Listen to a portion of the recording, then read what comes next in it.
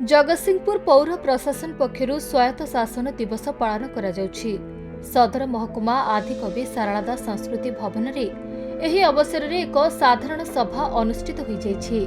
एही कार्यक्रम में विधायक अमरेन्द्र दास मुख्य अतिथि भाव में जोगदे जगतसिंहपुर पौरपालिका भविष्य एक अग्रणी पौरांचल हेब बोली आशा व्यक्त करने सहित विभिन्न उन्नयनमूलक कार्य संपर्क में सूचना देथिले।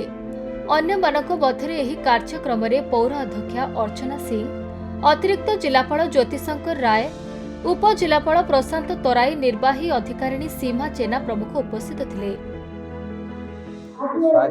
दिवस अवसर समस्त शुभेच्छा और शुभकामना।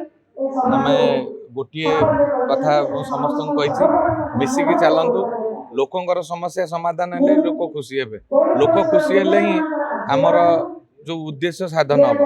खाली चकाचक करदेले लोक जदि पानी कादुअरे जिबे, लोकंर ड्रेन पानी निष्कासन हो माड़ी के मंदिर मस्जिद मठ को जिबे, ताले तार वास्तव क्षेत्र में तार उद्देश्य सी तेणु सरकार तो आवश्यकता पैसा दौरान प्रति वर्ष 50-60 कोटी दौरान एवं निजस्व रोजगार म्युनिसिपालिटी तार विभिन्न प्रोजेक्ट करुच्ची। तेणु किसी असुविधा नहीं। वर्ष बर्तमान सुधा 18 कोटी टंका सरकार दे सारे।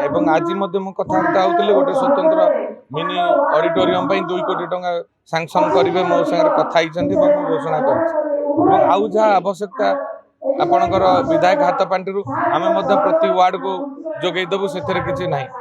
पौर पैसा आज स्वशासन दिवस सर्वप्रथम समस्त गुरुजन मानक मोर शुभेच्छा और अभिनंदन।